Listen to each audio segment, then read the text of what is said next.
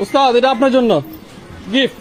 শুক্র আলহামদুলিল্লাহ। কুম বিসমিল্লাহ 99 1,24,000 পেগাম্বর শাপলা আড়াই লুতির মা মা ফাতেমার নবী। কুম বিসমিল্লাহ 99 1,24,000 পেগাম্বর মা চন্দ্রনাথ মা ফাতেমার নবী। আলিফ নাম মিম 313 জন আব্বা মা এমানে মা আমেনার নবী। লাল গোলাপি নারায় তাইবি আল্লাহু আকবার রাসূলুল্লাহ ইয়া হাবিবুল্লাহ 60 জন পেগাম্বর। খাজা জীবর বিশ্বাস আওয়াজ করনি মহাদেব আওয়াজ করনি কৃষ্ণর প্রতি আলামিন কলিমা শাহাদাত লা ইলাহা ইল্লাল্লাহ মুহাম্মদ রাসূলুল্লাহ সাল্লাল্লাহু আলাইহি সাল্লাম। হক আল্লাহ ফরজ হক সৃষ্টিকর্তা সুন্নাত হক পালন কথা বেতের হান্নান মুরাকা কেবলা মুহি কামলিওয়ালা জানলিওয়ালা বাঁচানিওয়ালা তরানিওয়ালা নবী সাল্লাল্লাহু আলাইহি সাল্লাম। আল্লাহুম্মা সাল্লি আলা সাইয়্যিদিনা মুহাম্মদ শাবিয়ানা নাবিয়ানা মাওলানা মুহাম্মদ অরজত মুহাম্মদ। ঠিক আছে আপনি পাস করছেন নাফসে নাফসে আপনি কাবলি চার তরিকার আব্বা নবী আওয়ালাগে নূরের ছবি জীবন দেওয়ান ঠিক আছে দিন মুহাম্মদ রাসূল বিনা শিকিম নও পর অরজত মুহাম্মদ সাল্লাল্লাহু আলাইহি সাল্লাম। জিন্দাবাদ জিন্দাবাদ। আসসালাতু আসসালামু আলাইকা। রোজা থেকে এগুলো করবেন আপনি? এই মে বিড়ি আর মুড়ি খেলে রোজা ভাঙে না, বারবার কইছি না।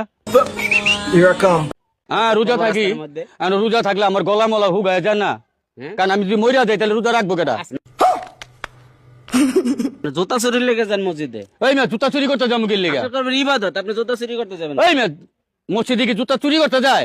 মসজিদে যারা যায় তারা সবাই ভাই ভাই, এক ভাইয়ের জুতা আর এক ভাই আনতেই পারে। রোজার মধ্যে তাহলে যে চা গুলা খাইতেছেন, হ্যাঁ 3-4টা রোজা হয়ে গেছে, তাহলে আপনি কেন এখন চা খাইতেছেন? চা খাইতে দিয়ে কি হইছে? চা খাইতে দিয়ে কি হইছে? দিনের বেলা আপনি চা খাবেন কেন? আমি সর্বসময় চা খাইতে পারি, আমার যা মন চায় আমি তাই খাইতে পারি। আত্মাকে কেন কষ্ট দিব? জোহরে নামাজ পড়ছেন?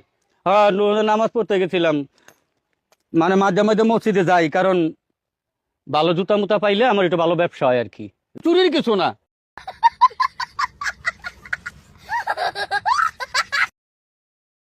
মেহমান ঘরে বসিয়ে রেখে মাত্র 15 মিনিটে রান্না করুন এমন রাজকীয় স্বাদের খাবার, যে কোফতা কালিয়া রোস্ট পেলে সবাই এটাই খাবে। আমার আম্মুর হাতে ডিমের মাখনি যেই একবার খেয়েছে শুধু একটাই কথা বলেছে, এত সিম্পল খাবারও যে এত মজাদার হতে পারে এটা এই রেসিপি না খেলে কখনোই বিশ্বাস করতো না। ডিমের মাখনি বানানোর জন্য আম্মু প্রথমেই নিয়েছে 4-5টি কাঁচামরিচ, 1 টেবিল চামচ পোস্ত দানা আর 1 কাপ পেঁয়াজ কুচি। এবার এই 3টি মশলা একসাথে ব্লেন্ড করে একটা পেস্ট তৈরি করে নিবে। এবার একটি প্যানে দিয়ে দিল পরিমাণ মতো তেল আর 1/2 কাপ পেঁয়াজ কুচি।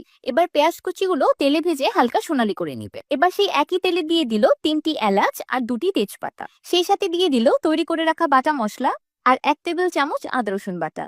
এই পর্যায়ে দিয়ে দিল 1.5 চা চামচ বা স্বাদ মতো লবণ। মশলাগুলো খুব ভালো মতো কষে গিয়ে তেল উপরে চলে এসেছে। এবার আম্মু দিয়ে দিল 1.5 কাপ দুধ। কনসিস্টেন্সিটাকে অ্যাডজাস্ট করার জন্য দিয়ে দিল 1/2 কাপ পানি। এবার ঝোলের মধ্যে আম্মু 6টি মুরগির ডিম সরাসরি ভেঙে দিয়ে দিচ্ছে। এবার আম্মু এটাকে ঢেকে রান্না করবে 10 মিনিটের মতো।